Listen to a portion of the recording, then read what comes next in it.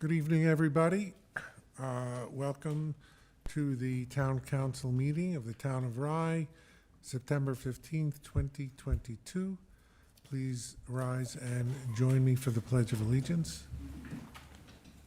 I pledge allegiance to the flag of the United States of America and to the republic for which it stands, one nation, under God, indivisible, with liberty and justice for all. Tommy? I don't have it. Okay. Frankie Day for you? Yeah, Okay. next month. Hope, roll call, please. Councilperson Pamela Jaffe. Here. Councilperson Jill Axelrod. Councilperson Thomas Nardi. Here. Councilperson Lindsay Ann Jackson. Here. And Supervisor Gary Zuckerman. Here. First item, of course, is adoption of the minutes of August 18th, 2022. If there are no objections or corrections, may I have a motion and a second? So moved. I'll second. All in favor? Aye. Aye. None opposed.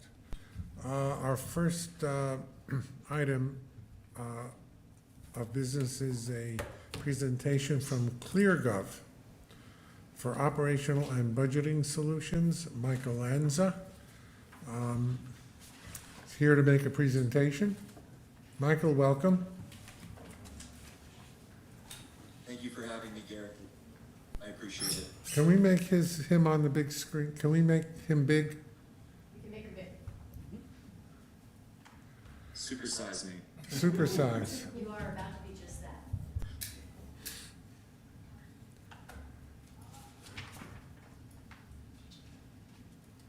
Okay.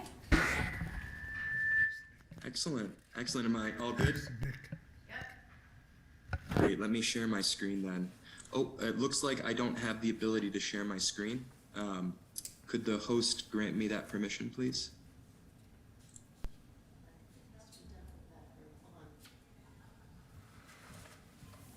I apologize for the sun glare over my shoulder as well.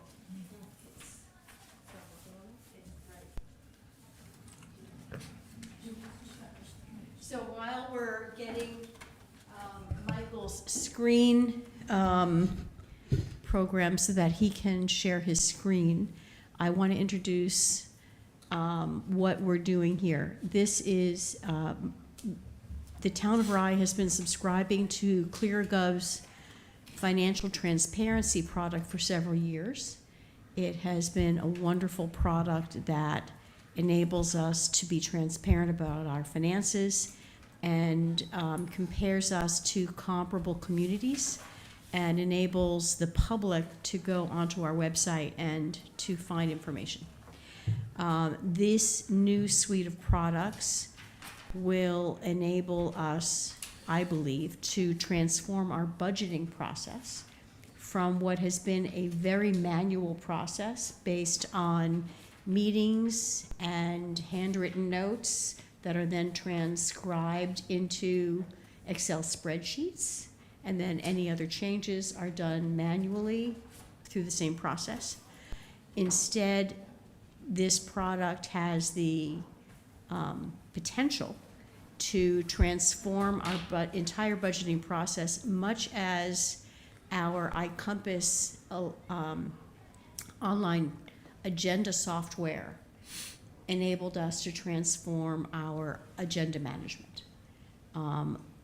But more so, because the products in this suite not only enable us to enter information dynamically, but we can share the development with council members if they're interested. And it will also enable us to convert into graphics, and they have embedded in the product long-range planning tools as well. So the Pelham has been using this product for about a year, very successfully. Life-changing is what the administrator-treasurer described it as. The Village of Rybrook, which was the earliest adopter of the transparency product in the state of New York, just voted to onboard, I believe, 2 out of the 4 pieces of this suite, and then they're going to start working. They'll start onboarding it immediately, I believe. So for our budget cycle, it's a little fast to get it done for the 2023, to use it for the 2023 budget. But we can, if you would like it, and we can discuss what of it you would like, we can build it into the 2023 budget so we can pay for it and start onboarding it at the start of the year. That's the idea. Michael, you ready? I am. I was just trying to find a less sunny spot. I apologize. It's following me around the room. Let me share my screen now. Excellent. Can everyone see my screen? Do you guys see ClearGov.com? Excellent, excellent. I just want to start on the website. I wanted to come down here and just speak to this product wheel. Let me zoom out a little. Oh, I guess it won't let me. So what you see on the screen here, these are our 5 products that make up our budget cycle management suite. So as Debbie mentioned, what this is helping with is creating an end-to-end solution for all things budgeting in the town of Rye. It's going to help you get out of the Excel spreadsheets. It's going to help reduce the manual work, as well as make it easier for the council members to understand the budget numbers and make the best decisions for the town. It's going to provide more transparency to residents or anyone that wants to understand those numbers as well, not just your council. And it's going to create a repeatable process. Something that we're hearing from our customers is that this set of tools is helping them to leave a legacy for the people that take over the finance in these municipalities. Too often this work is being done in spreadsheets, and when we see turnover, it's almost it's very cumbersome and difficult for the next person to take over and to make good use of the tools at hand. So this is helping to solve all of that, and helping to help the town budget better. So what I was going to show you today very quickly are these 5 products. I'll just speak to them right now. Currently, the town is using our transparency portal, but what we were going to look at today is also our digital budget book. Transparency and the book are the public-facing tools that display your numbers. While transparency is about where we're at and where we're going, the digital budget book is actually going to be where we were last year, as well as being able to dive into those numbers, as well as being built around the GFOA Budget Presentation Award, which our customers that have won that award, it actually affects your bond rating. So there's another benefit to bringing recognition in the sense it also will help the town with its bond rating. But we have tools to build the budget, capital, personnel, and operational. These are going to be used by the finance team to help put together the budgets. They can connect, and then they can flow into the digital book, as well as into the transparency portal. So we want to automate as much of this work as we can to free your team up to go after more important things like grant dollars and the like. So with that, let me show you an example of a digital budget book. And Debbie had mentioned Pelham. So this is actually Pelham's digital budget book. So instead of looking at the standard couple 100-page PDF, instead we have this website-based interactive document that will bring you to all the sections that you want to see. So for example, this is demographics. And as you can see, this is interactive. So the benefit to this is, and this is fully automated, this is an example of automation, is that it's going to help give some clarity or some context to the reader about what does the town look like from a demographic standpoint. We have all these other sections too, again, built around the GFOA criteria, which is the Government Finance Officers Association, kind of the gold seal when it comes to budgeting at a municipal level. But all of these sections can be easily found, including fund summaries. If we take a look here at... Sorry, what was that? Not here. Can everyone hear me? Yes. Yeah, we can hear you. Okay. Should I keep going? I want to make sure I'm good to keep going. Yes, Yep. please. Okay. So what you're looking at right now, these are your fund summaries. This software will summarize all of the town's funds and present them in these interactive charts and graphs. And what's nice about this, for one, is that it's connected to budget numbers. So these will update if your numbers update. And there's also ample areas to add narrative. There's also different chart styles available. So depending on how the viewer understands the numbers or wants to see them, they can view that, as well as having a table breakdown. So this is going to do that across all of your funds. It'll show expenditures by function, revenue. They'll even show fund balances as well with this solution. So it's a really, really nice piece of automation, and it presents it in a very easy to understand way. Funding sources, department budgets, all of these will also be automated as well. So if we wanted to look at public safety's budget here, this is all automated as well. And we can display up to 20 years of financial data in this tool. So this is just an example of Pelham's digital budget book.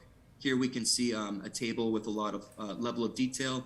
I should also mention that this is completely printable. You can print either the whole book or just sections of it. The software will generate a PDF automatically. So while we are helping to modernize the process, we're still giving you that PDF output, that paper document that we realize a lot of people want as well. That's just a very quick look at the digital budget book.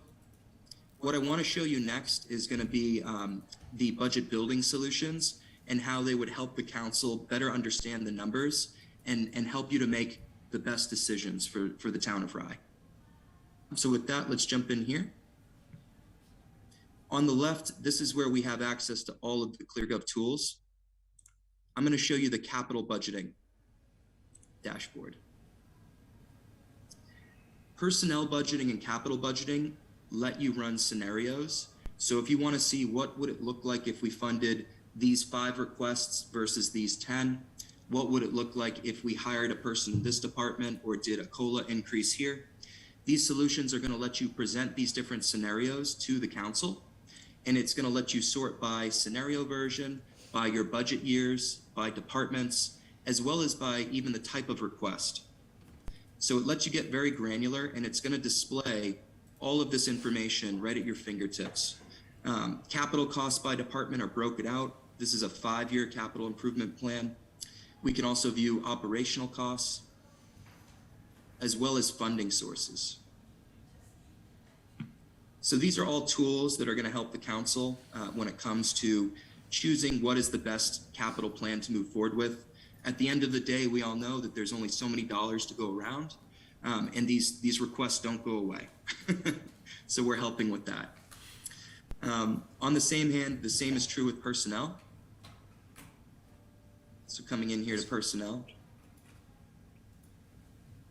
This is our personnel dashboard. So again, if you want to show off the different options we have here, what would it look like if we did this COLA? What would it look like if we hired this extra person in this department at this step midway through the year? This is going to help present those options to the council. And again, you can sort by your fiscal year. You can sort by your units, which are grouping of employees. You can also sort by departments as well. And it's going to break out how much the personnel budget scenario is, how many employees, FTEs, as well as costs. Especially with personnel, we see this is one of the biggest areas of expense for our customers.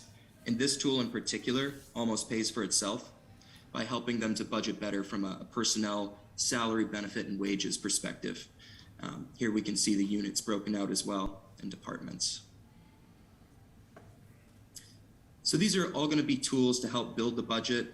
I'll show you quickly the operational budget, although this is going to be more used to build the budget after you've taken in those scenarios and gotten buy-in. Why don't we jump into this one.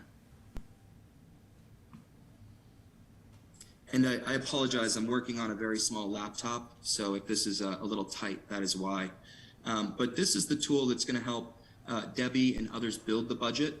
what's nice about this is that she's going to be able to invite people in to come in here and view all of your budget numbers. So the council, if requested, can come in here and view all of these numbers. You can actually ask questions right on the line item. And whoever's managing these numbers, this budget, will be able to actually reply right here in the tool to you. So hopefully you agree this is a really collaborative way to create a repeatable process, help you budget better, and present this information really clearly to residents. The last thing I will show you, and I will actually show you a live example here. I apologize, let's see. Is we're also going to give you a CIP website. So this is actually another town we're working with in Arizona. This is Queen Creek, and this is their Capital Improvement Department webpage. We could do this for the town of Rye as well, where we can create a nice banner that when you click it, takes you over to the ClearGov hosted CIP website. This is going to showcase all of the projects that you have going in and around Rye. And people can click into these and see all of this information right here in one place. This is all coming from the forms that department heads are going to submit for these requests. So they're not going to have to use an Excel spreadsheet or meet in person. They're actually going to be able to send this all over, and a resident's going to be able to see projected expenditures versus expenditures to date. We can see this was last updated about a month ago. Here we can see the breakdown of funding sources, as well as who's in charge of this project, what phase are we in, and what is the timeline. And the last thing I'll highlight is that people that want to stay up to date on these projects, which I don't believe I saw on the town website, you have that capability, is people can subscribe to these updates. So as this project progresses, maybe you live in this neighborhood and you want to know as this project is moving along, you will get email updates if you subscribe to it. So it's definitely an end-to-end solution and centralizes all the budget work. With that, I just want to pause. Happy to speak to any questions, but hopefully you all liked what you saw. Questions from the council? I know Lindsay Yes. must have at least one. Hello, it's good to see you again. I know we went over the capital project product, and it's great. And I am actually very excited about this. I do have a couple of quick questions as far as the digital budget book and the tracking of expenditures. Each budget session, we rely heavily on not just what was budgeted the previous year, but where we are as far as what's been spent year to date and what our projections are for the end of the year. Is there, with this tool, will we be able to see that information as well? And how is that going to be? Is it going to be something that we rely on the staff to put on input in real time? Do they just put it in during budget season? Great question. The answer is yes. You will be able to display projected as well as actuals. The way that we would get actuals into the system is you would just simply send that to us, and then we can display them in there. If you build your budgets in ClearGov, though, you don't have to send us any data. It's all in the tool, and you can easily switch. In fact, here, let me share my screen again. This is my example budget book, but you can easily switch between budget versions. That's another big benefit of this, is that right now we're looking at a proposed version, and we can see when this was last updated. If we then move to the adopted, all of the charts and graphs, all of the numbers in your fund summaries and the department budgets and your CIP, those are all going to update with the latest budget numbers. So there's no manual work to come in here. All of this will update based off the budget that you select. Did that speak to the question? So Is that basically, helpful? yeah, so basically as the budget lines, as money is expended in each budget line, the back end is to input it so that it can You be would- tabulated. For actuals, Yes. you would just send that to us whenever you want, so we can display those. We don't charge for data updates, but that would have to come from your accounting system. You would just send that to us in an Excel file, and then your CSM would get that into the tool, and we would have a column here in the table, the spreadsheet breakdown, it would show off whatever versions of your budget you want. So if you wanted to show 2022 actuals, if you wanted to show 2022 projections or 23 or past budgets, you'd be able to select those here. In fact, let me jump back over to Pelham's book. I think they had some good examples here in their general fund.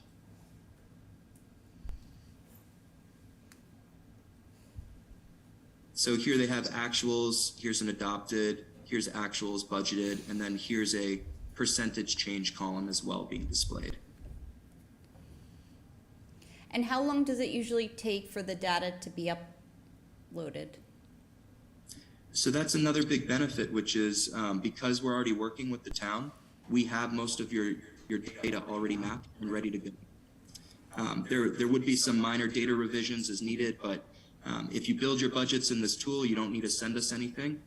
And if you want to just leverage the book, you can just send us the data as often as you'd like, and it will update. So basically, as soon as we get figures, expenditures, as the year progresses, and we send them over to you, that transition to get them up on to the budget book should be pretty instantaneous, or? It's around 24 to 48 hours. If you need a shorter turnaround, like if you guys have a council meeting coming up and you need to have this updated, you can let your customer service manager know ahead of time, and we can meet that short time window. We have a lot of customers that do that. But for the most part, a 24, 48-hour turnaround, it seems to be plenty fast for our customers in most situations. So now, with this budget book and then with the transparency software, money changing from fund to fund, or, you know, I guess what I would say is budget transfers then would be visible as well and itemized under the budget book? You're able to display really as much as you'd like in the book. If you'd like to showcase that, you can certainly do so. We have the ability to, let me go back to my book here. We have fund summaries as well as department budgets. So depending how much you'd like to show in these, including fund balances, let me scroll down here. Here we can show off fund balances as well. But there's no specialized mechanism, I guess, would be the correct way to see or to chart how funds are transferred from one budget line to the next throughout the year. That would be in the operational budgeting tool. That's going to be in the actual tool that you would use to build the budget. You are able to transfer and shift monies around as needed. The book is more of the presentation side. Okay. No, that's what I was, okay, that makes sense. Excellent. Matt, do you want to spend, our controller is here with us. Do you want to spend a little bit of time talking about the integration between our accounting software system and your product? Yeah, I can speak to that. So right now we don't have a direct export to the Sage 50. But that being said, we are able to export all of the budget numbers out in an Excel file, and we can even help you to set up a custom report for Sage 50. So that way, when you're ready to get your budget out of ClearGov, you can run that custom report, and it'll give you all the fields that you need to upload it back into that ERP.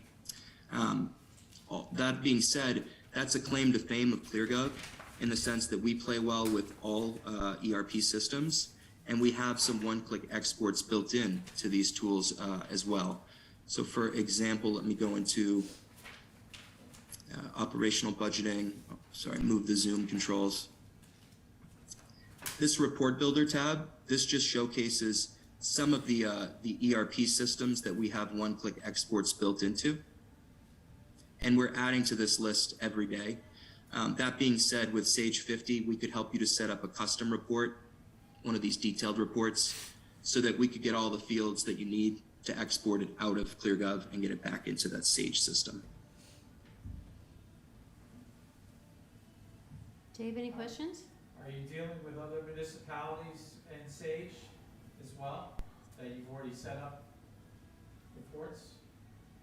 I believe we do have some Sage customers. I've heard of that system before. I don't have those names right off the top of my head, but Like I said, a claim to fame is that we work well with all ERPs. So as long as Sage can accept the data in an Excel file or a CSV, it's not a problem for us to get it in there. Yeah, so we could upload information, basically line item totals. We won't have detail, right, but we have line item totals that would match with the budgets as well. Correct. Yep, the line item totals would be in there, the line item level of detail. If you build your budget in ClearGov, you can actually display subline item level of detail. So that's another benefit too, and that can be pushed into your budget book as well if you build your budget in this system. So if you want to get very detailed, this software has the ability to display that, and it's as simple as toggling it on. Why would we not build the budget in ClearGov once we adopt it? Dave? I mean, it just seems to me, eliminating a step, just build a budget in it. Of course, yeah. That is definitely the preferred experience. Just coming back to this product wheel, all of these products work independently. That's another benefit to ClearGov. But the best customer experience, and we're actually seeing a lot of customers that are retiring that are signing up for this suite because it leaves whoever takes over with tools to cover everything relating to budgeting. But to your point, it's a much better experience building the budget in the tool because you don't have to send us data. Everything's centralized for department heads, for all your staff. They have one set of tools to do everything, which is another big benefit. I have a question. With now our department heads are very good with the computer and stuff, and there's going to be another program on there. Is there going to be training that's going to be needed with this program? Additional training? It's a great question. There is some training. We found it's a very intuitive system, but that being said, we do offer training. We will train every user. We also don't charge for users or training. So as the town grows and as you have turnover, we're going to help support and make sure that everybody gets up and running with this tool. So rest assured. Okay. So as far as the operational budget feature, during the budget process, what as a board can we expect to see, and what kind of sets this program apart from what we have been using, which is the spreadsheets? Yeah. There's a lot that sets this program apart from a spreadsheet. It's automating a lot of work. It's much more collaborative. There's a lot of time savings. We have audit trails built into this as well. It can be I hear this from our customers all the time that make the move to this, especially with personnel. It can be very scary building these budgets in a spreadsheet because if you make a mistake, especially when it comes to salaries and benefits, it can really impact people's lives. These tools are built, they have formulas built in, they have audit trails built in. You don't have to worry about that. They can all flow and connect with one another. I can't tell you how many customers have multiple spreadsheets and multiple versions, and how cumbersome and difficult that is trying to put them all together and to make sense of them. And then if somebody changes something, you then need to go in and update things everywhere. This is solving that, as well as letting the council come in and view the budget at any point, but not be able to make changes, be able to ask questions. So are you able to sort of take us into a simulation, or I guess an example of an operating budget interface and kind of what we can expect to see? Yeah. So this is the operational budgeting dashboard right here. And what I want to show you is down below. This is where we would have the chart of accounts. So we budget, or we organize them by department or by object, and I can collapse all. In fact, let me maximize the screen because I'm on this little laptop here. So this is exactly what the council would see. You'd be able to come in here and view these budgets. This is where you could ask questions right on the line item. So maybe training and education, the council member sees, we're spending $1,000 on this. You could pose a question right here and say, Why is this 50% more than last year? Come back in here, you'll see that Michael said this on this date for this line item. So that's just an example of how you could ask a question and you could view all of these different, all of these line items as well as the sub-line item detail. So here's an example of that. Training and education, we're spending $1,000 on it. What does that look like? How did we get to that $1,000? Well, here's the national training event and here's the local training event. Each were $500, totaling up that $1,000, which is a decrease of 88.89% from last year.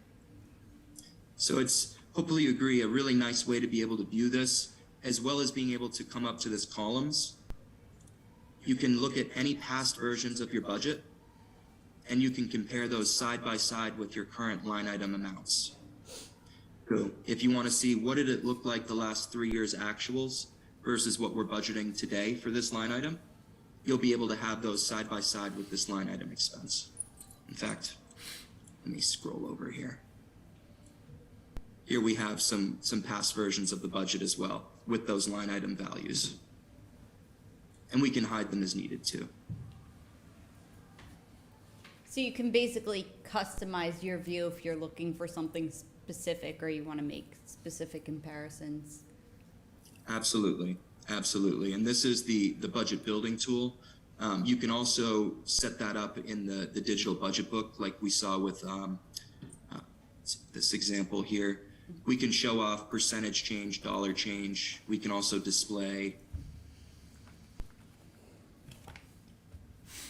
different budget versions as well as the percentage or dollar change. So if you want to show the year over year change, we can easily display that. You just toggle that view on. And as far as the operational budget, I guess I have two major questions. The first one is, in what ways do you see municipalities sort of customizing or tailoring these tools? Because I know you do work closely with municipalities to sort of meet differing needs. So I was just wondering if there's trends that you've seen that you think would be useful. Yeah, one trend that we have is that you're able to actually enter end of year projections. Department heads can enter end of year projections at the same time as they're requesting next year's budget amounts. So that's a nice example of how this is helping our customers and kind of a unique customization. I mean, really, this would reflect your chart of accounts. So this would have all of your data in here. It's very uniform, I think is probably the way to say it. It's more customized on the budget book side, where you can have the different background and images. You can even include videos in the budget book too, if you want, because it's website based. So that's going to be the more appropriate place to do the customizations. But in the development of the operational budget, in essence, you would take sort of the format we have now that we're given with the actuals projected and, you know, past appropriated. Yep. And combine that into what we would interface with Absolutely. in developing the budget. Yep. Just coming back here to the columns. All of those budget versions that you just mentioned, those would be available for you here to bring back up and compare. So let me hide some of these columns. The Village of Pelham just signed on the last year with you guys. They did, and the Village of Rybrook, they also just approved us the other day. I actually just got the contract back about an hour ago from Chris over in Rybrook. How many years back did they load for budget information once they signed on? Did they go back 5 years or? So we need at least 5 years of data from you, but we can take up to 20 years of data, and that can be displayed in any of these tools. This is Pelham's budget book, and they're just displaying 21 through 23 for their general fund. But if we were to go to all revenue, yeah, it looks like they're just displaying 21 through 23. But if I go back to my example budget book, this is 20 years of data. And it's interactive, so if you just want to see actuals, now we can just see the actuals.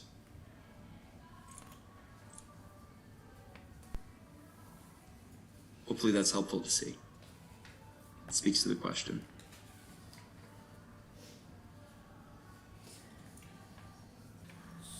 So now I'm looking at, and I actually did go into our own website to sort of see the transparency aspect, in particular, how it relates to positions being filled and the personnel budget. So I was just interested to see basically what the personnel budgeting is and how it interfaces with the operational budgeting. Is it,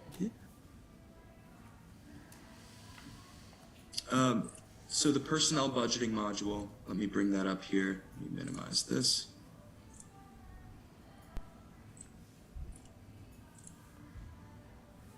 Keep moving the Zoom window around in case wondering why I'm moving my mouse like that. This is the dashboard, but you'd be able to run scenarios in this tool. This is where it gets pretty exciting. The scenarios let you compare the different options, right? So what would it look like if we hired someone in this department or that department? What would it look like if we offered retirement to this employee with this payout? What if we did this % benefit increase? You're going to be able to compare all of these scenarios, as well as being able to jump into them and make all the adjustments you need to. So for wages, if you wanted to make a 3% adjustment to all of your police, you could apply that right here at the parent category, choose the particular date you want it applied, and it would apply it to everyone within the police department. Or if you wanted to apply it to just police lieutenants, or maybe you want to just apply it to Joan, you could make that change at all of these levels. Same thing with additional pay and benefit options, as well as being able to include those new position requests in the personnel budget. So what would it look like if we hired this HR director? If we needed to make an adjustment to their wages, we can do so. If there's any additional pay or benefits too, we can account for. Oh, sorry. so now is this just basically projection, or as, let's say, you know, an employee gets a stipend, or as they're given additional pay, we could track that? You could certainly track that. And the idea is that once you've built out the scenario, you can import it into the operational budget along with all the level of detail. So let me jump back in here and I can show you that.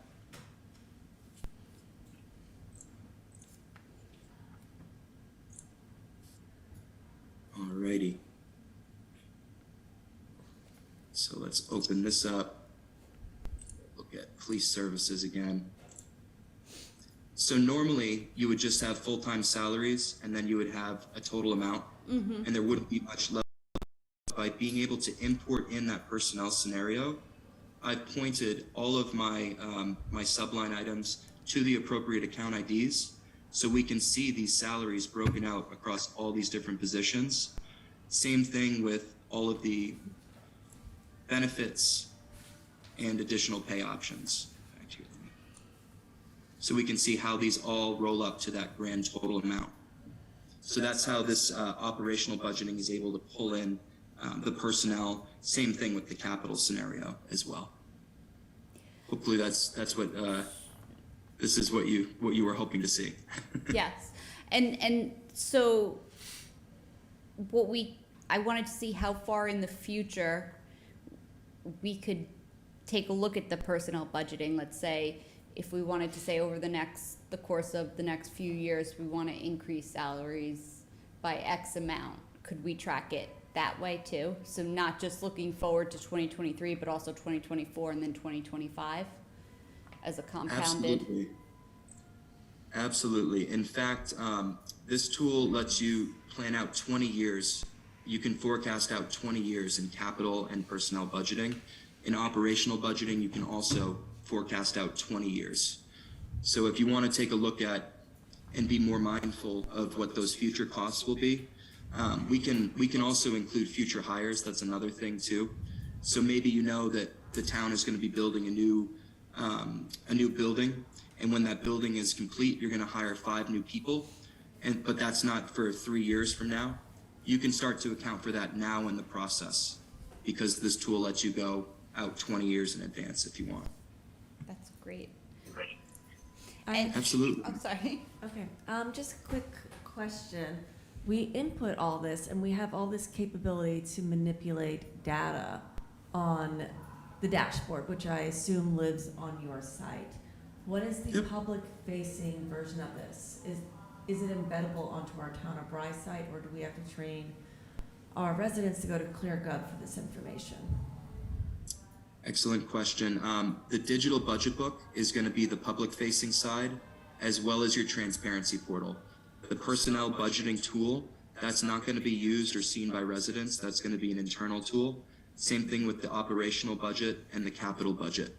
But you'll notice, for example, in the budget book, if you build your capital budget in this tool, it will summarize your CIP section completely in your budget book.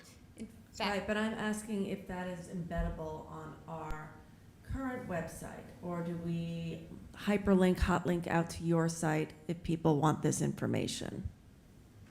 It's all through our website. You would hyperlink out. We use Amazon Web Servers, the same thing Homeland Security and the DoD uses. So, but yeah, it would be a simple web link. We could create, much like they have this banner right here on Queen Creek on their website. We could create this for the town as well, and this could link to your digital budget book, and we could put this anywhere on your website. Okay, so, and you will help our IT people create that hot link? Yeah, it's actually very easy. It's just a URL and an image that you guys post on your website. Yep. But yeah, we can absolutely help with that. I have a practical question. If we use this software, when we pass our budget,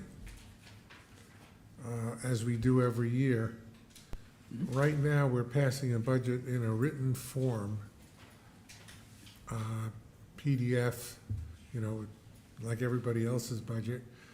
What is the official document, the budget, when we use your product?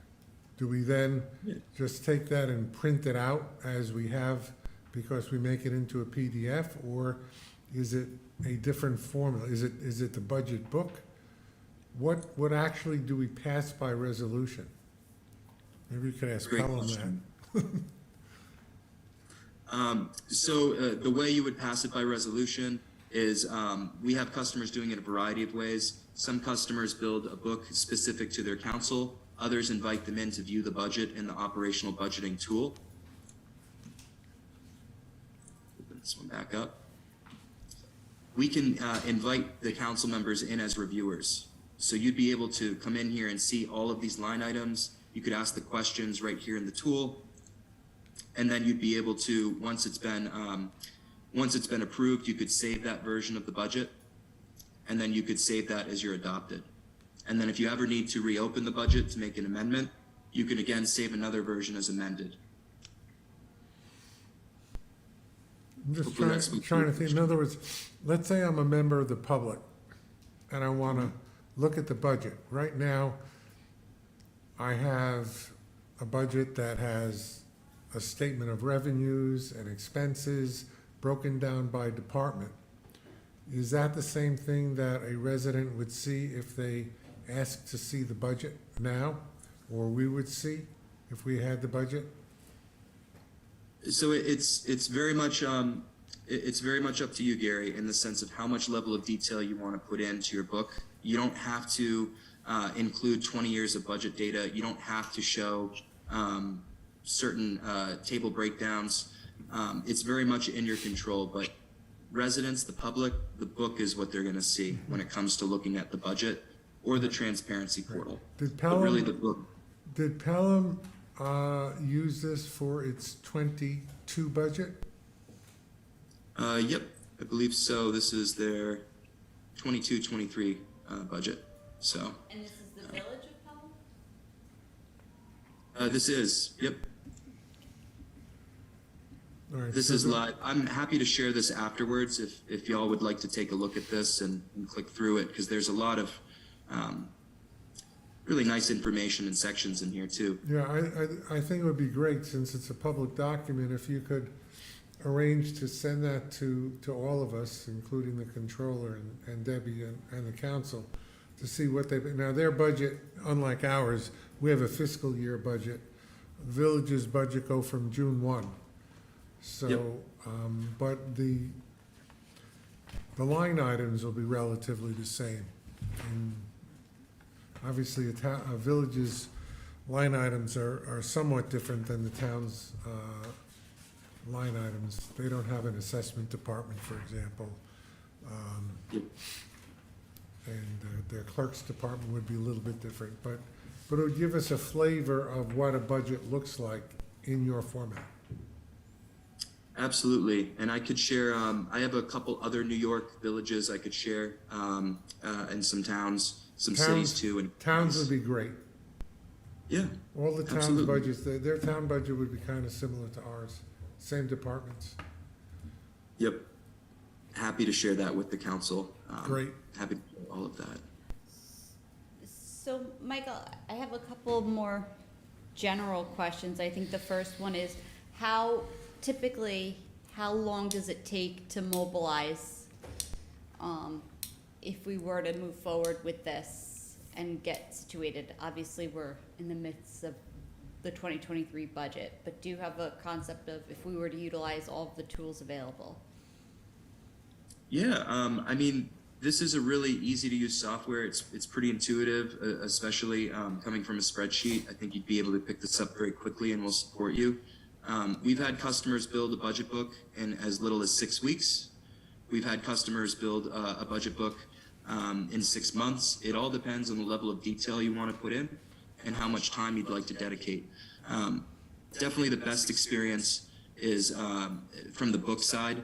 It's going to be when you have the time to get in here, you can build out these sections even before the data is mapped. But a lot of customers also build a more basic budget book the first year, and then the second year, you're able to reuse all of this work.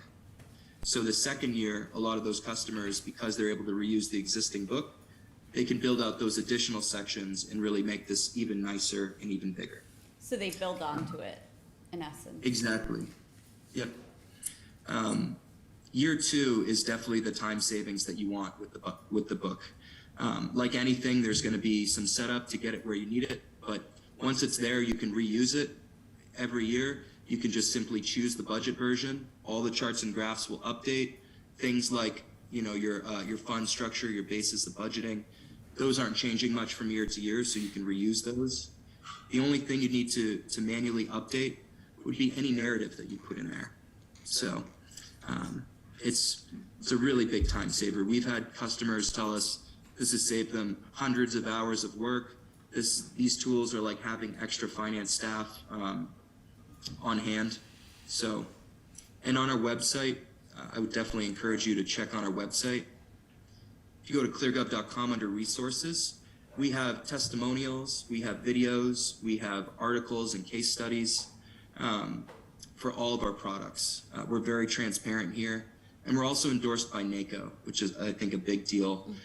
While I realize you're not a county, NACO is a very selective organization, and they've endorsed us for budgeting and for budget book software. So they've already vetted us, and we're very proud of that. So. For those who don't know, that's the National Association of Counties. So basically, each year, the budget, what we built sort of as a template for the budget, would repopulate. So in essence, for 2023, what we have adopted or appropriated for 2022 would filter into 2023, and we would have the ability to change or manipulate those lines as we see fit. Exactly. And let me ask you just a little bit about the, I guess, the subscription service. I was just looking at the quote you had provided with the one-time setup fee.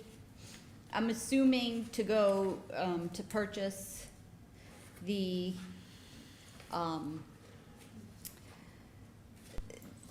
products bit by bit or piecemeal actually would be counterintuitive. It would actually be more expensive because we wouldn't have the bundled solution discount, is that correct? $14,000, it's, Well, it's half price. and 1,900 for the setup phase, so. Right. Correct. Candidly, that is by design. We want our customers to use all these tools because it's the best experience, and the more products that you use, the larger the bundle discount. So you can certainly add them on later as you want, but to your point, it's much more affordable to add them all on, and it's a better experience too, because we can help get everyone onboarded and feeling good about these all at once. I have a question. I know enough about computers just to get by, but you recommend 5 years behind on budgets, and you can go back as far as 20 years, and you can project up to 20 years. Do we have a certain amount of bandwidth that we have to, that goes with this, or is it like unlimited? It's unlimited. We use Amazon web servers, so that's another benefit too, which is during COVID, we saw a lot of our customers, they weren't able to go into the office. These tools you can access anywhere you have internet. So if you're working from home or working remotely, you can still put in the time and do this work. But to answer your question, no bandwidth Okay. limits. But with double factor authentication, so that I don't think we want the entire world to be able to access this from wherever. So I guess I'm asking about security. Yeah, it's email and password protected. We also have a single sign-on capability. So if that's something that the town's using right now, we can accommodate that as well. But it's Amazon web servers, so it's very secure. Like I said, Department of Defense and Homeland Security, they use the same servers that we're on. So we could require like a VPN sign-in. I could check with my team about that. I mean, I know that's what we use in the county, like a VPN code Yeah. for certain things. I think we might be able to do that, but honestly, it's probably easier to just have it be email and password login. And I think we do have two-factor authentication, or that's coming out. I know I heard about that recently, so I can double check with my team. Is there a security concern? Is that a big concern for the town, or? We always are concerned with security. Yeah. If we can avoid a problem, that would be great. The concern would be that somebody would be able to access the information and change it, remove it, and then it's gone. So I know you have backups, but that would be, improper access would not be good. We Yep. use the token, we need the secure token to sign into VPN, Mm-hmm. even after, user ID and password, so. Sorry, the last bit broke up, but just to speak to that, this is I think it would be just as difficult to break into this system as it would be to hack into maybe like one of your emails. So the single sign-on is great because it's you wouldn't need an email or password. But that being said, I'm happy to send over a security doc. We have one that I can send over for review, but I've never heard of anyone having any issues with people getting into the system that shouldn't. And we do have that audit trail built in as well. So even in that type of scenario, you'd be able to see who changed what, where, and when, and you'd be able to go back to the previous version. All right. Any other questions, Jill? Okay. Sam, more? I think I'm okay for now. I'm good. You good? Lindsay? No, I think that, You sure? I'm sure, for now, yes. I'm sure I'll think of more later. All right, I don't have. I'll wake up tomorrow with a few. I'm the same way. I was gonna mention if there's any additional questions, I'm more than happy to speak to them. You can email them directly to me, or if you want to hand them off to Debbie to send them to me, you're welcome to. But yeah, we really value working with the town, and we would love to help you with even more budget-related work and make everyone's lives easier. So hopefully you liked my presentation today. Thank you, Mark. I think we all did. I think it was eye-opening for Yeah. at least some of us. Thank you. Thank you very We'd much. love to help We'll talk soon. get you out of Excel. All right, thank you. And Debbie, I think this question is geared more towards you. Since you brought this up, what is your ideal timeline for moving forward? Because I know we've already discussed. it now. I know. Well, We were gonna have it now. Turning bright red. Dave- Dave can input 20 years worth of data into, what usually takes people 6 weeks to build. Disagreed on the now. Yeah. We already have it. Or like maybe initiating it in the next few months. Well, Yeah. I would, look, the fact is that if we go forward with this, I'd like to get it moving as soon as possible so that we would have as much data loaded as possible before the next budget session, and in fact, can run mock-ups of it next spring and, compare what we've done this year with what we could possibly do in the future. And I think that, if we decide to go forward with it, then the sooner the better. It doesn't, we don't want to be in a position to say next October, let's do it. So, I think there's what you saw was a sequence of choices that somebody made deliberately that said, okay, we want it to look like this, right? Yeah. Everybody understands what happens when you're deluged with too much data. Correct. It's almost as useless as no data. Correct. So there are going to be decisions to make along the way. And my idea is that we start onboarding this in Q1, in the first Correct. quarter, so that by the time we're halfway through the year, we're starting. We have a better Well, idea of what Right. We've been starting our budget cycle in earnest just before Labor Day. And I would anticipate that by Labor Day, we'll be in a position where we can send something out to our department heads and they can start loading in their requests. And I'm sure we'll still need to meet with them and talk about what ifs, but that's my idea. yeah, and also the earlier we do it, the more questions are gonna come up as to how to do it and what to put in, and do we need this or should we have that?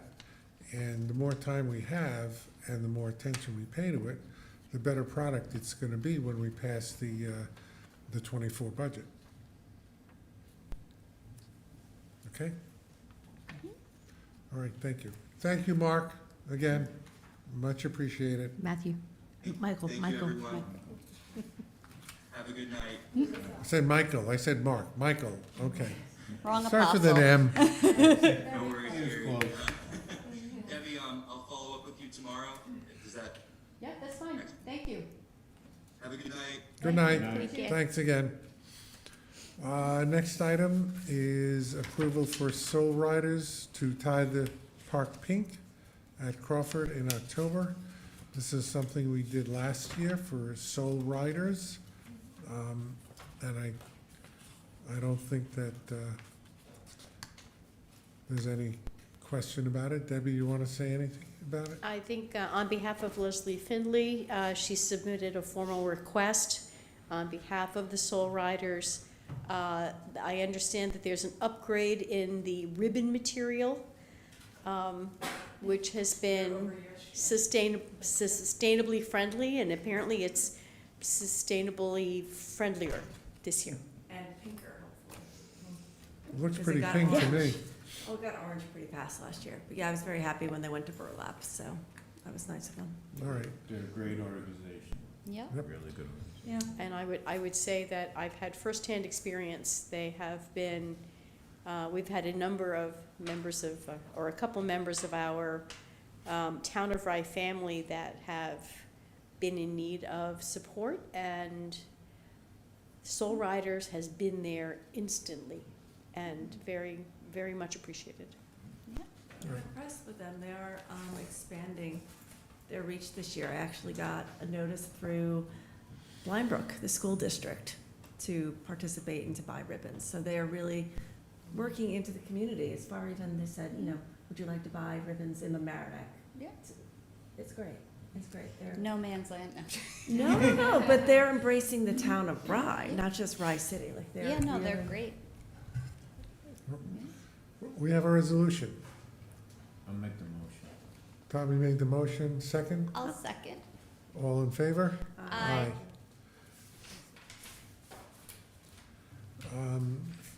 5.2 is a standard workday and record of activity for elected officials.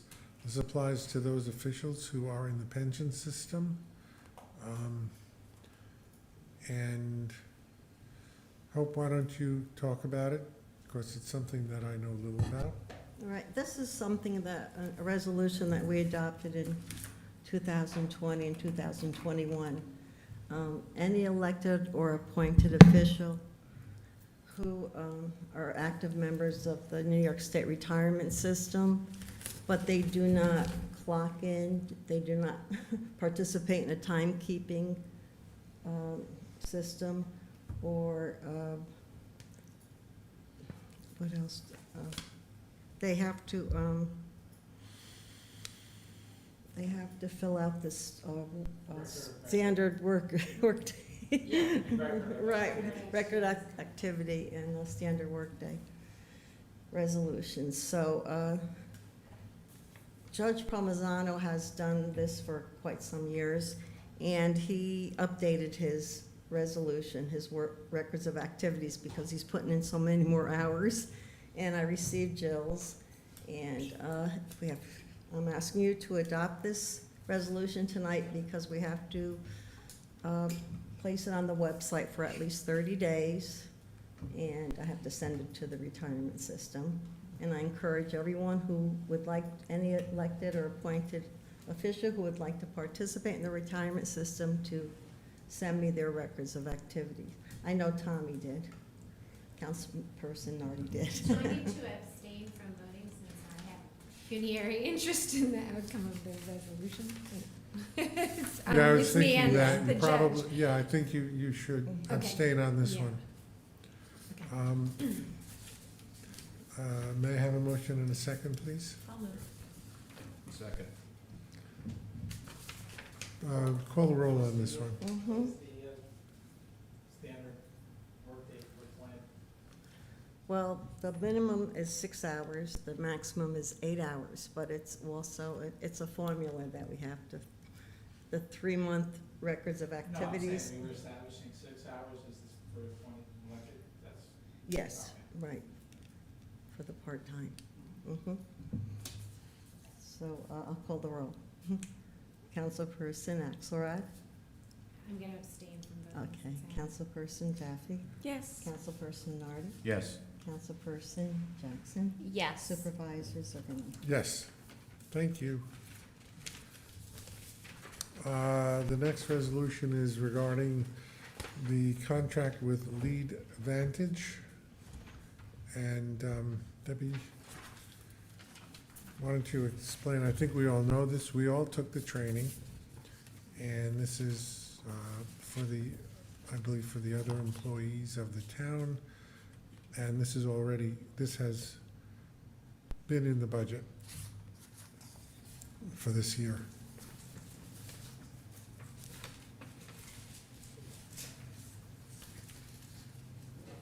Say something? I wasn't sure. This was my I'm cue. just saying that that we've already budgeted for this.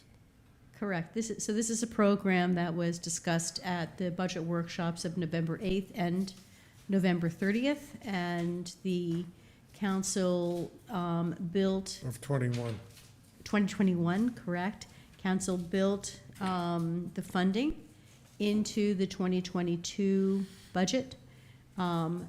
And so now I'm moving to implement the program as discussed. Actually, at the time that we were talking about it, I was anticipating that we would have fewer participants and it would be more expensive. Instead, we've been able to arrive at a much better price and a nice steep discount, which is lovely. So we will be able to get 40 members of our staff trained.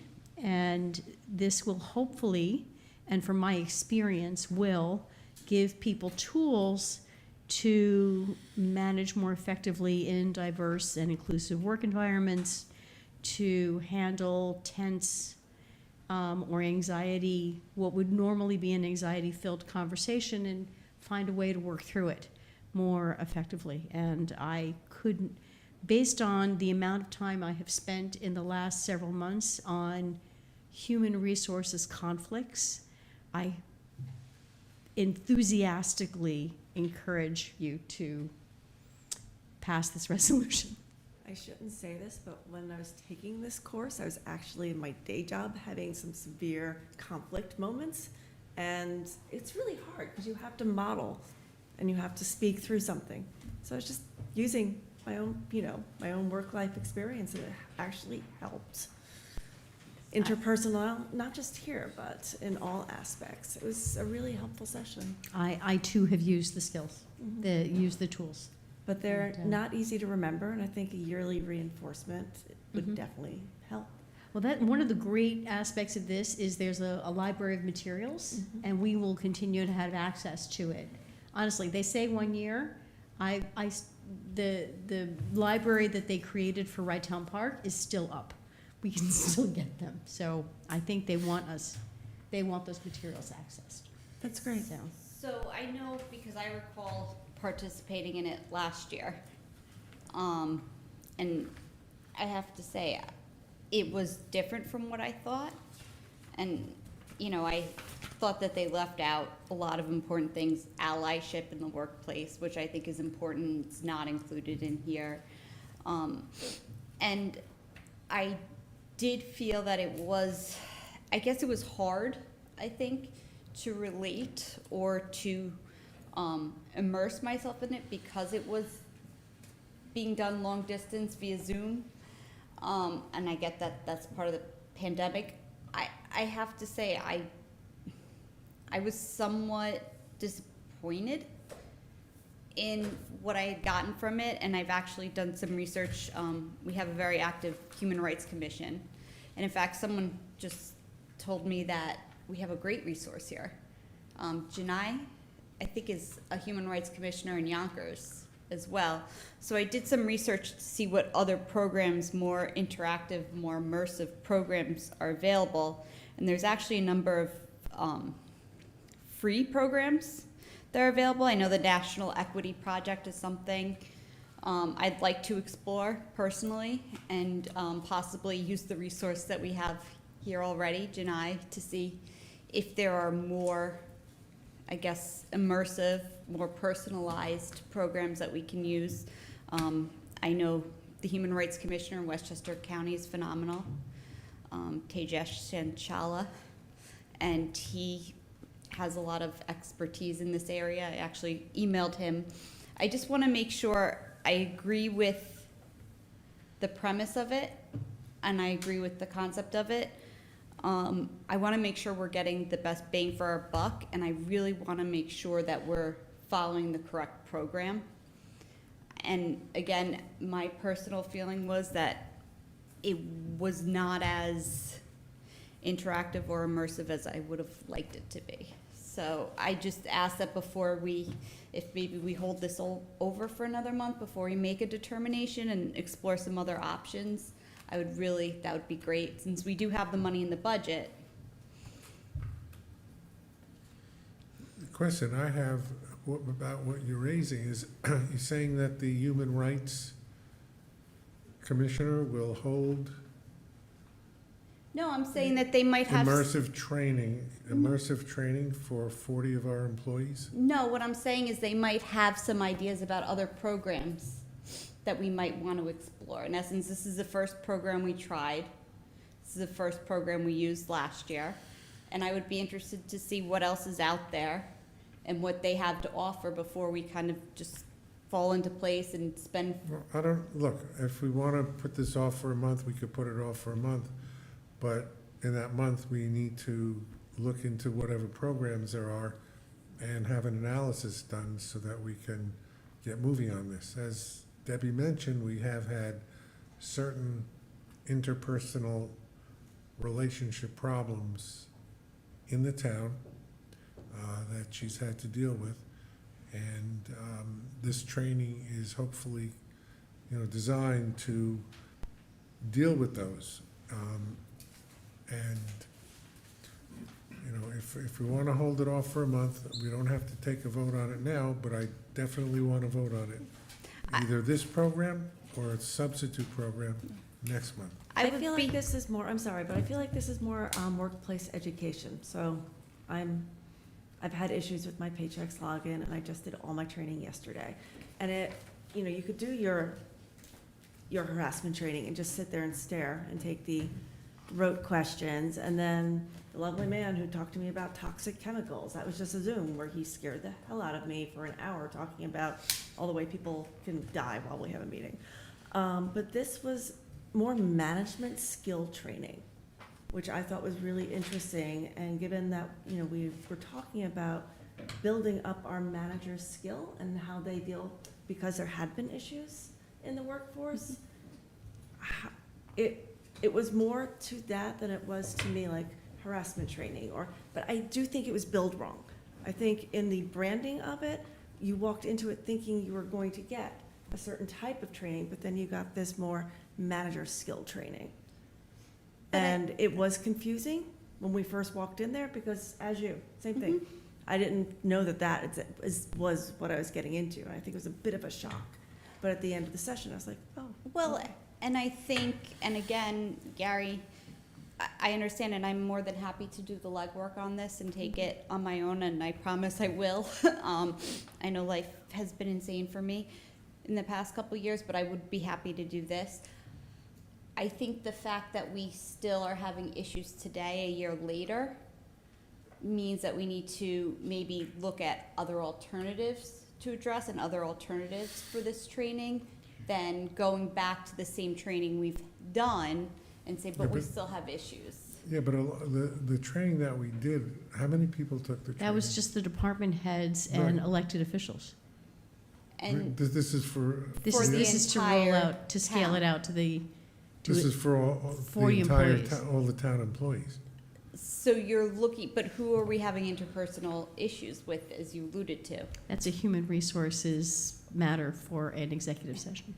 No, and I understand that. I'm just trying to see how many people who, if we're gonna spend $40,000, how many people who participated in the initial onset of this, managers, et cetera, we're now seeing issues again reoccur this year. One, Okay. And how many issues do we have pending, would you say? I don't think of it this way. I think of it rather that I would, there are people throughout our government who need some skills in how to talk with one another, how to handle, sometimes the conflicts are cultural, sometimes the conflicts are interpersonal, sometimes the conflicts are just two people who are equally passionate, who are just talking past each other, and need some tools in order to identify what the problem is, call it what it is, and work through it to the other end. Right. Like, But- let's say, hypothetical, Jose has attendants working for him who just aren't showing up. And when they do show up, they are being belligerent. And he goes to his manager and he talks it through his manager and he tries to deal with it. And the situation's not resolving. This is the type of program, I think, that would give him the management skills to, learn. This is a hypothetical name, correct? This is hypothetical. I was starting to get worried there. No, but let's say someone's got to initiate a PIP, a personnel improvement program. That is a hard thing to do, especially for someone who's like a newer, younger, kind of mid-level manager. This, I feel like, was very helpful in getting there the appropriate way. Yes, that was entirely hypothetical. Could I just ask a question? Unfortunately, I apologize, because I don't think that I was able to take part in this. I might have had conflicting work, commitments. So if I could just ask, how does this what we were talking about earlier seems like something you could easily access. You just watch this and then you're kind of get a booklet or something and it's like, oh, this kind of conflict, let me look here. I'm not sure that I No, it understand was- what exactly it does. So you take the class, and after you take the class, how do you now have the tools that you didn't have before? It's, there's an hour of homework in advance of, it's 4 sessions. There's an hour of work in advance of each session. Each one is on a different topic. Okay, The homework is comprised of articles to read, videos to watch. yes, Sometimes an exercise to fill out so that you come prepared, having already gone through a thought process and tried it out. right. Then there is of the hour session, the coach presents for about 20 minutes, and then the group breaks up into pods of 4 and no more than 5 participants, each with a coach, who then puts into practice some role-playing to give everybody the opportunity to try out the new listening skill, the new speaking skill. That's how it's And the set up. belief is that after going through this, you can then extrapolate whatever you've learned based on these hypotheticals or whatever. I mean, is that what you were saying? So because you went through this program and there was a hypothetical example of what to do if, A does this and B does this, you were then able Yeah. to take that with you and But put Yeah, it. actually, learning it's how my day to- job. This It was is- really helpful. Learning This how to is based- reframe Yeah. the issue, for example. No, well, those are important skills for sure. Right. Sometimes when you're talking to someone at work, or we're, bickering behind here, we're not listening to each other. So it's stopping and listening to them and then reiterating their concern to them and addressing their concern and then moving on. And So how to, you're and how acknowledging to that properly people- address the concern, using the right language, learning, and not repeating the old way of doing it, but learning a way of accessing their, their feelings and understanding more where the other person is coming from. And, that's over the sessions. Look, is it a panacea for everything? No. Is it something to learn? I found it to be very valuable. Do you think, I'm just sort of always in my head, cost-benefit analysis, of the 40 people that we hope will undergo this program. Can we think about how many people may be able to have that skill set of taking whatever they learned in the session and then bringing it into their own workplace and changing the behaviors that may have been ongoing for some time? I don't mean to sound skeptical of it. I'm just slightly concerned. And again, I know we're budgeted for it and all of that. But it is fairly pricey. We do have to say it's an investment of town resources, and I just want to kind of know that we're really hoping this is going to make a difference, and it's not. It's like the sexual harassment training that we, all have to go through, whether it's working with the town of Rye, or I also have to do it for the county, obviously. Well, I understand how important it is. Some of it just feels so. But like with And it- then I just, yeah, But and then like you kind with of go anything- back to work and But you that's deal with But it. And just- to oh, Jill's- excuse me, Linz. Jill, Yeah, just like with anything else, yes. if you take the training and it doesn't work, well, then it doesn't work for you, but it might work for other people. You're not gonna get 100%, but basically the idea is to have a program for the town so that the employees can access this and make a better work environment. That's the whole idea behind it. I guess I think with the harassment training that is mandated by, state law, this is something that we're choosing to do, that we're choosing to invest, our time and resources in. And I do just have a healthy dose, I think, of skepticism. And I'm just expressing it. It doesn't, mean at the end of the day, I don't think we should do it. What- I just want Let me, to have that Tommy, what is your satisfied. feeling on this? We haven't heard from you. Yeah. My thing is that, first of all, you have to do the homework beforehand. You gotta watch like 4 videos of like anywhere from 20 minutes to half hour long. Whose time is that gonna be on? Is it gonna be on the town's time, or is that something they're gonna do at home? They're really gonna wanna do at home? That's number one. Number two, when they do the interview, is it gonna be on town time, or is it gonna be something they're gonna do after town?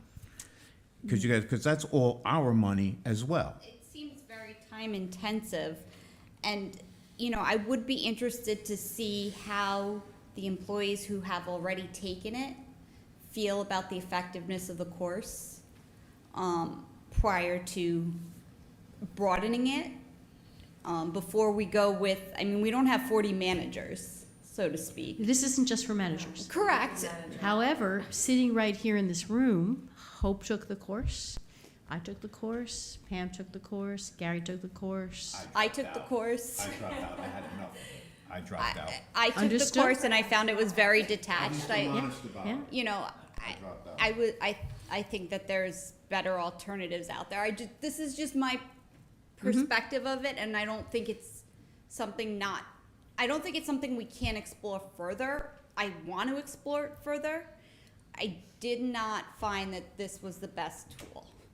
And I would, for $1,000 per employee at a $40,000, I want to make sure we get the best tool out there.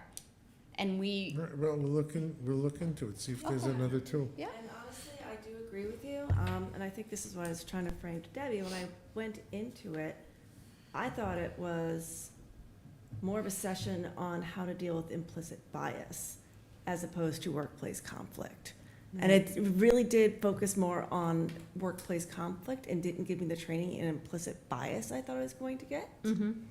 There certainly was materials on microaggression and implicit bias, But it was small. but it was a smaller portion. And I think that Lindsay's point about allyship, I think, is a really strong and well put. I think there's a lot of. allyship? Forgive me, I don't know that either. So allyship is, partnership when you are working with someone who may be different in the workplace, whether it be, based on gender identity, racial identity, sexuality, in sort of supportive of them.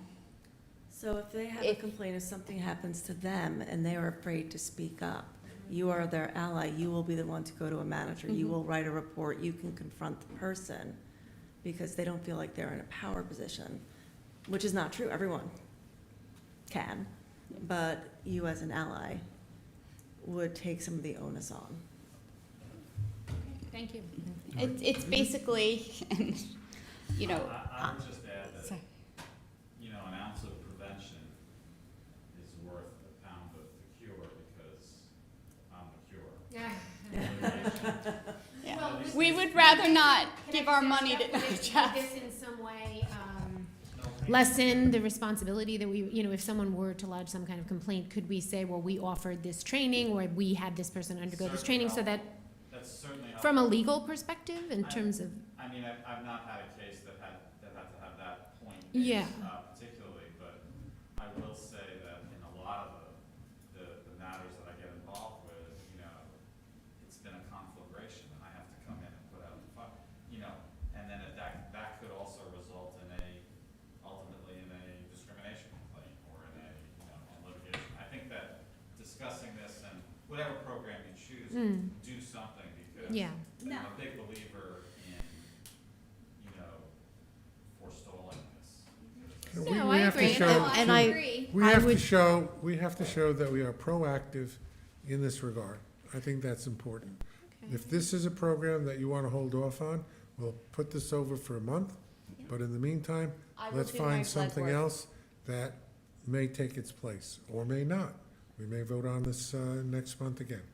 Okay? That's why we I have would- all the information. I want to add that, yes, we have situations where a tension has devolved into a conflagration, but what happens also is people leave, and we have lost some really valuable people because they can't handle the conflicts, and they just leave. They just vote with their feet, and that's a real loss for the town. Correct, and that's why this is important. It's something I'm going to address as soon as I get home, or as soon as I have a chance tomorrow, kind of send over some information. But I do have another question, and it kind of, maybe it's more pointed towards Debbie.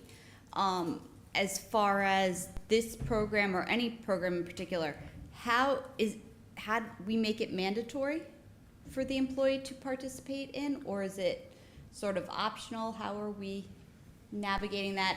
Because I do have an issue with picking a program that's extremely time intensive with homework, and then, you know, an hour's worth of homework and videos, and then, you know, an additional, you know, 2 hours meeting.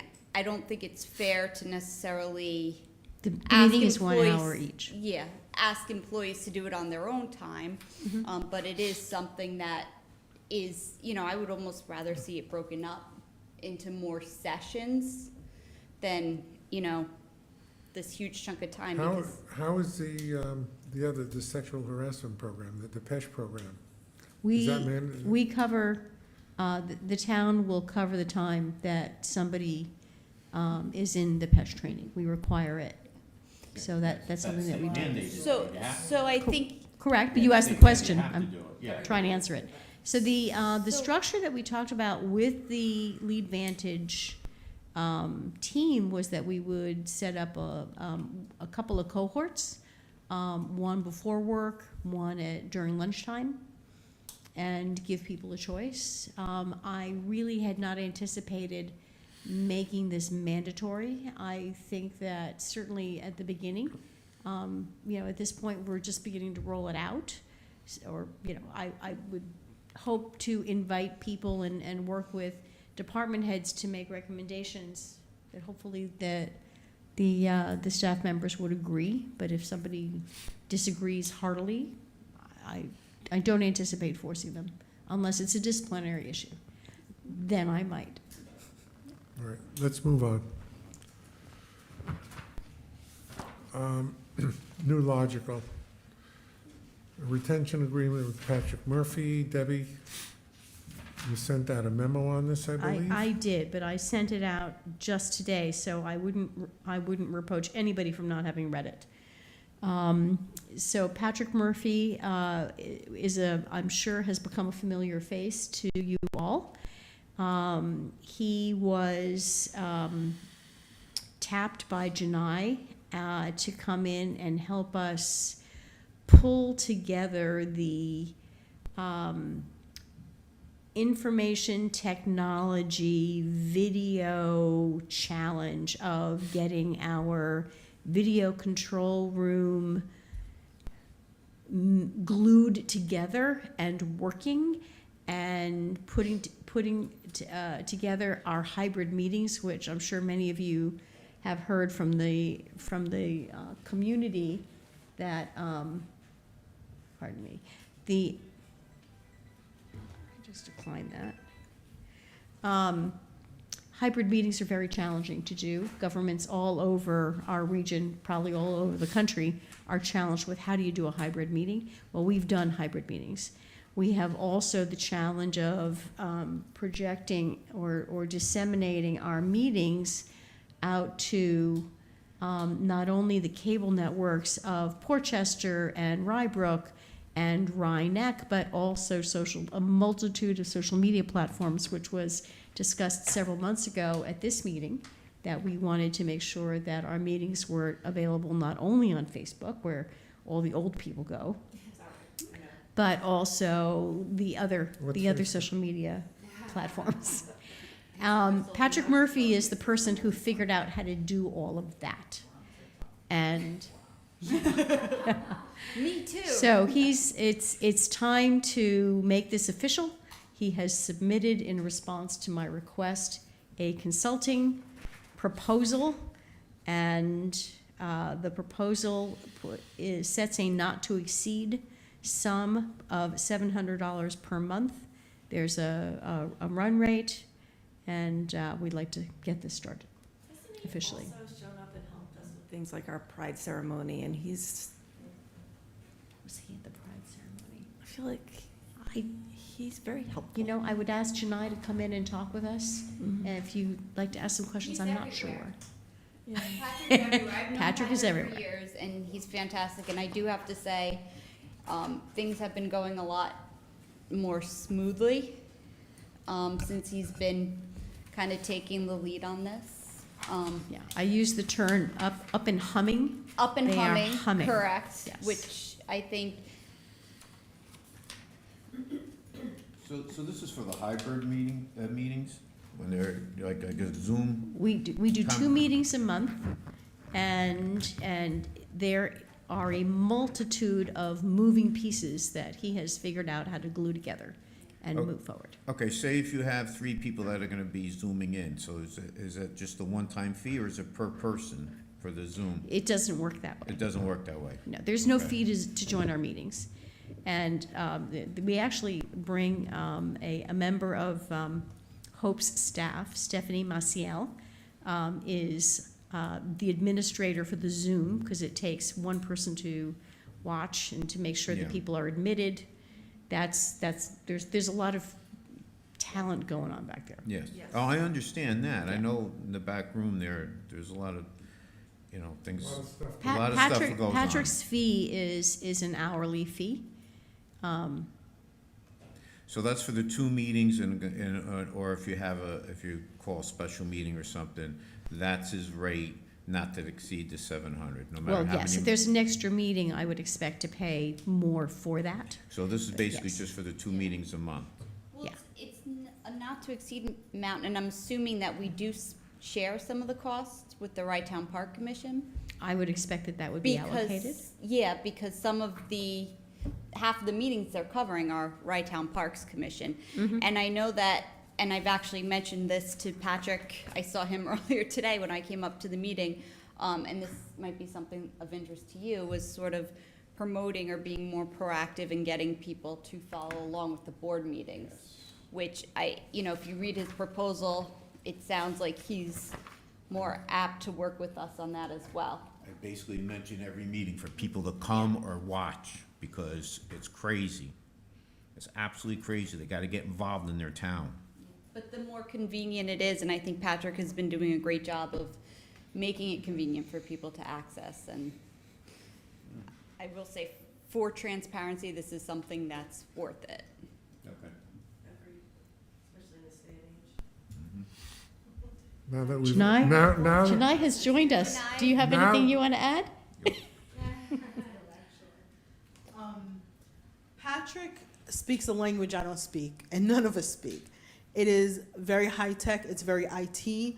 When we were having issues broadcasting with Rybrook, we didn't know what to do. And he was able to step in, he was able to speak the language and make friends with people that would never talk to me and get us up and running. He also liaisoned with Westchester County. So there's a level of skill there that we just don't have. And, he does make it easy. And then not only that, he turns around and explains it to me in a digestive, dose that I could understand, so that Debbie and I can make decisions and troubleshoot and figure out which way we would need to go. Not only that, he has a plethora of equipment. So whenever we say, oh, we want to do this, he goes, wait, before you invest in it, let me bring my equipment in, let's see if it works, and then we'll go from there. So he's also cost effective. He's gonna be here at the meetings, or is he gonna be He's somewhere here else at the meetings most of the time. Once in a while, if he conflicts with his other duties, because he also handles a lot of sports teams. Okay. He will remote in, Remote and then we in. have verbal, and he's If there's- watching. Yeah, it's a conflict, he can get a hold of it. Yeah, Okay. yeah. All right, very good. I'm good with that. Is set not to exceed, so. I mean, it's an hourly fee. Yeah, no, it's reasonable. I think it's a reasonable fee. I just, Yeah. I just Wanted want to to get a couple say answers. too that when we were up and running, he doesn't like nickel and dime us. If we need to call him for something, I've never seen that on his invoices. Okay. And in the beginning, I had a ton of questions. So All All right, I'm good. we've aired it. Motion and a second, please. I'll make the motion. Thank you. Hope, please call the roll. Councilperson Axelrod? Yes. Councilperson Jaffe? Yes. Councilperson Nardi? Yes. Councilperson Jackson? Yes. And Supervisor Zuckerman? Yes. That completes the resolution part of the meeting. Debbie, do we have anybody online who has a question? Any participation? There's not a single question online. There were a couple of likes along the way, but that's Oh, kind of good. it. What did they like?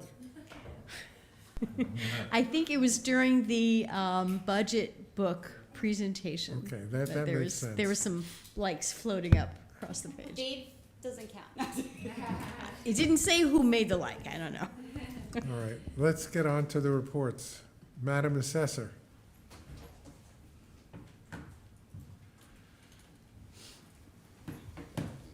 Good evening, everyone. Just a couple of quick announcements. The final roll has been published on the town's website, and the Board of Assessment review notices of determination have been sent out by regular mail or email whenever possible. And as a refresher, the final roll differs from the tentative roll only in that it reflects any Board of Assessment review reductions. So everything else is the same. And from now until October 15th, people will be filing small claims assessment review and tax certs if they are not satisfied with what they received as the Board of Assessment review determination. One other quick thing that's been in the news, just so you know, we are looking into it, was that Albany passed some legislation that will be under consideration here and at the county and then at the other taxing jurisdictions within our municipality, that includes the possibility of higher income limits for seniors and persons with disability who also have limited incomes. Both group would have to have limited incomes. And those new limits would have to be adopted by each of the taxing entities, the county, town, school, and villages. And I believe the county has scheduled their public hearing for October 3rd, and then we will be discussing that and to determine in which direction the town would like to That go. will be on the agenda for the October meeting. And- It will be necessary to pass a local law. Correct. And that's basically all I have for this evening. When is the filing deadline on the certs and the SCARs? Officially October 15th, but then there's an additional 10 days to actually serve it, I believe, on the town and the villages. But it has to be filed with the county by the 15th, so 1 month, 30 days. So you'll be able to tell us at the next meeting how many have been filed? Correct. Okay, so prepare for that. Okay. Not too Well, many, I hope. And not really, because it'll go through October 30th. So by the November meeting, for sure, we'll have final numbers, but I can certainly give you an update where we're at. Okay. And a lot very of good. people wait till the last minute. Yes, they so, do. Yeah. Okay, Okay, any questions, anything? nope. Okay, very good, thank you. Denise. Camille, Crawford Park Activity Report? Good evening, everyone.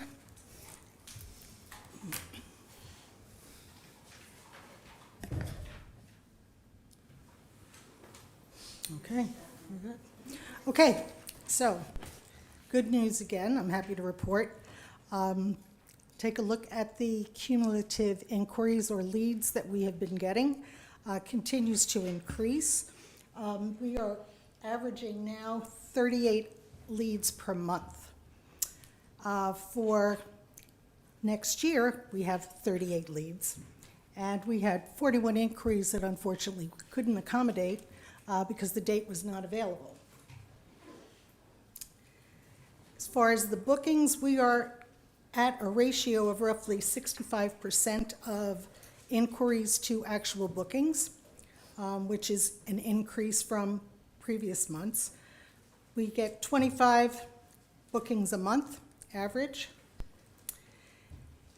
We have 16 events booked for next year. We have one for 2024, and we have currently 16 proposals that are pending.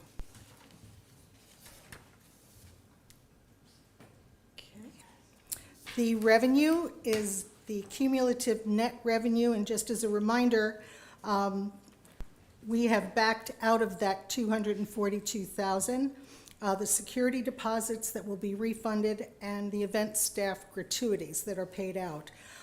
Also, we do not deduct the labor costs because that's managed separately than the budget and payment portal we're working with. So also as a reminder, full year revenue plan was at 205. So we've made our number for the year. And we have a couple of months to go. I know. And there is no slowing down, to be honest, which is all good. Also wanted to take you through the cumulative fees waived. We went into a little more detail in the last month's meeting, breaking it down by the actual patron groups, the municipalities, the education, et cetera, that use Crawford on a regular basis. Okay. I think that. There we go. Nope. So the average per month of the fees that we waive is $21,000. And let's see, we didn't make it in there. It's $197,000 year to date in terms of waived fees. Any questions? No, I don't have a question, I have a comment. And I think the best part of this presentation you didn't show, Which is? the pictures of the fiddleheads. Well, there you go.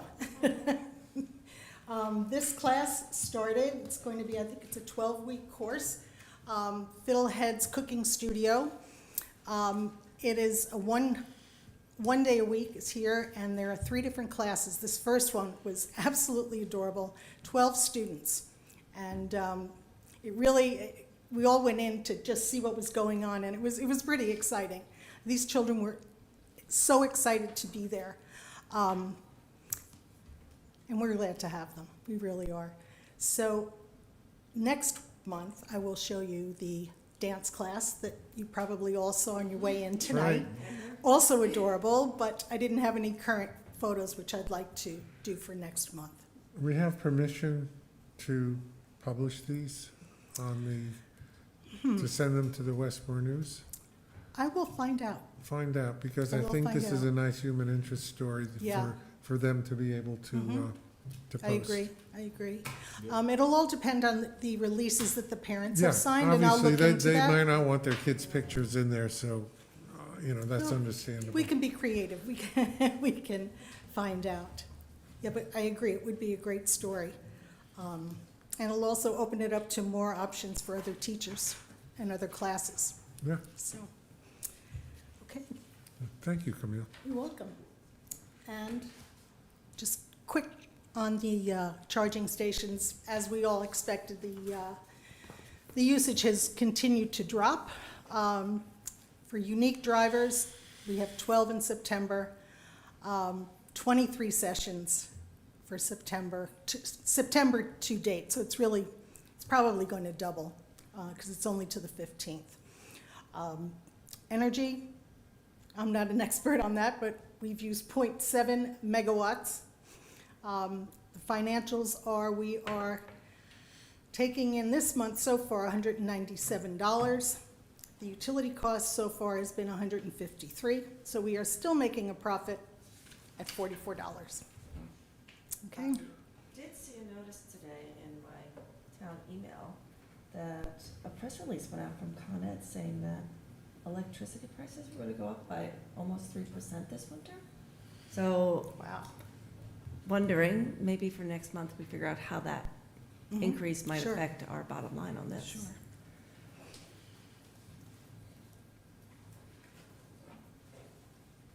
You said 3%, right?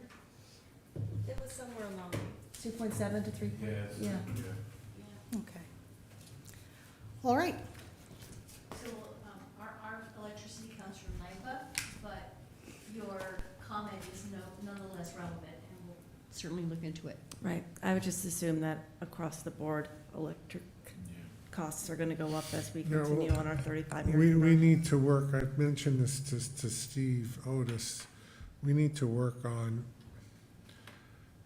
the subsidy, or lack thereof, for charging stations generally. and especially for municipalities, that it is the state's policy as well as the federal government's policy to encourage the use of electric vehicles. And if they're gonna maintain high electric charges, that runs counter to that policy. So even though it's still far less expensive than gas, you know, the state can do something about the cost of electricity to charging stations, and we have to work on that. Anything else, Camille? That's it for Crawford.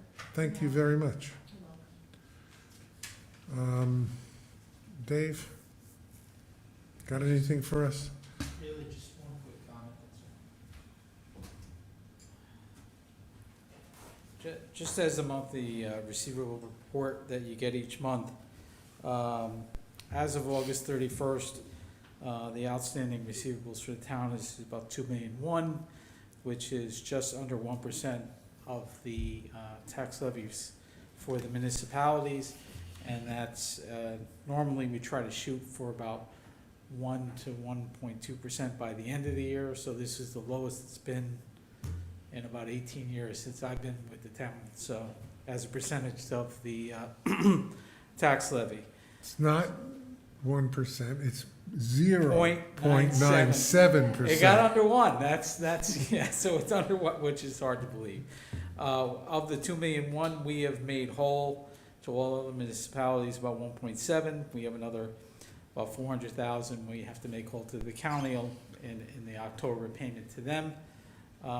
But that's good news because basically that's the town's money. And so the smaller that number is, the better it is for the town for their cash reserves and their cash flow. So, all good news. So, that's it. All right, and what I look at also is the next page, our in rem receivables. We only have one property from the 2018 taxes and 4 properties from the 2019 taxes, and those properties Jeff will be placing into in rem petition within the next week or so, right, Jeff? And it's only a total of 4 properties, one of which has said that they're going to pay. So that's also good news.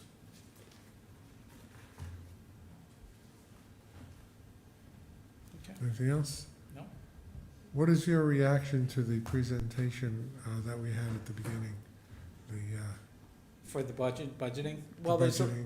there's a lot of benefits to it because it has access to the board, and the board would have access to it pretty much 24/7 and can provide comments and information.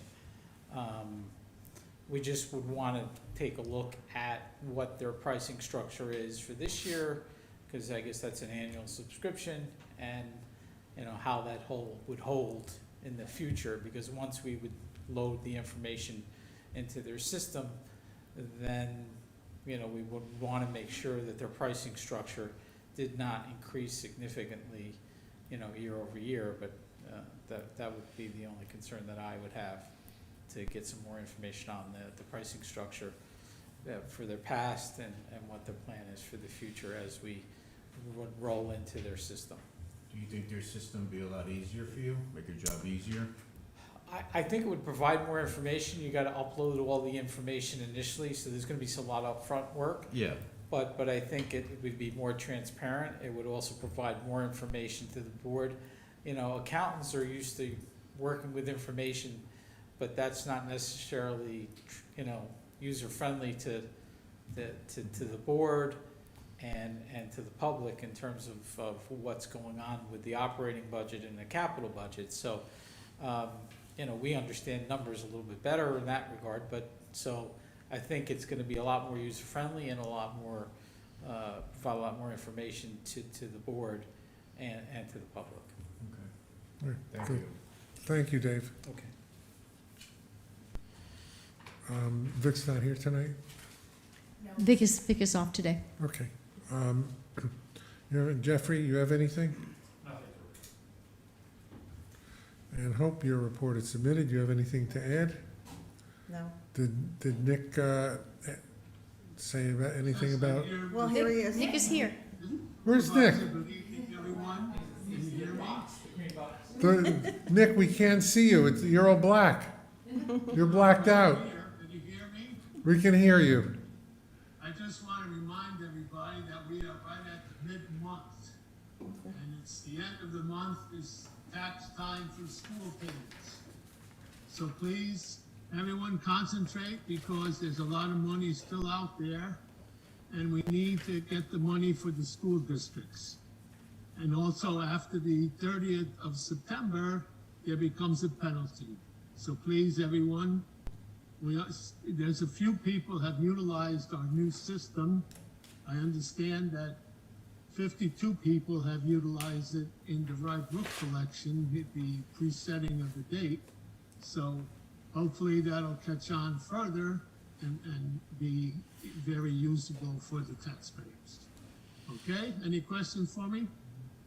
Nope. Okay, thank you. Thank you. Have a good evening. Thanks, Nick.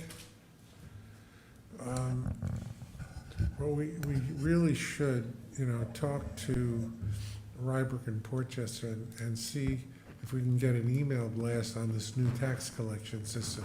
Of course, it really affects everybody. And it'll be so much easier for so many of the taxpayers to be able to schedule their payments in advance and, set it and forget it. So, anyway. That was enclosed with each bill, though. Pardon me? That was enclosed with each bill, that they, with their tax bills they received. Yeah, That but, fly, yeah, but it that doesn't, explained I know, but even putting it in with the tax bill, to keep hammering it, just sending it out, there's no harm to it. No. Before adjourning, I had sent out an email earlier today. I'd like to have a motion to go into executive session Pardon me. for, Before we go into executive session, I had something to offer.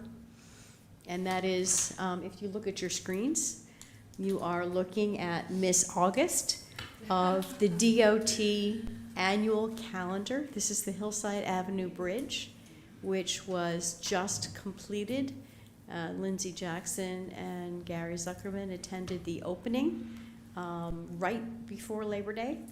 And it was submitted by our bridge designers to the state and competed against all the other bridges. And this is going to be the August image for the calendar.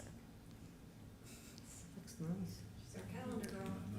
yes, I like that stonework. it's beautiful.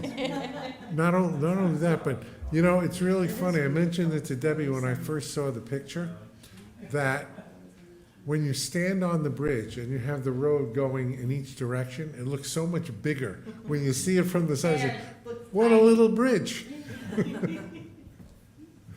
But okay. Now, motion for executive session to discuss specific personnel issues, please. Yes. So moved. All in favor? Aye. All right, and we will not be coming back into public session. There will be no resolution or action taken in the executive session. It's a discussion. Thank you.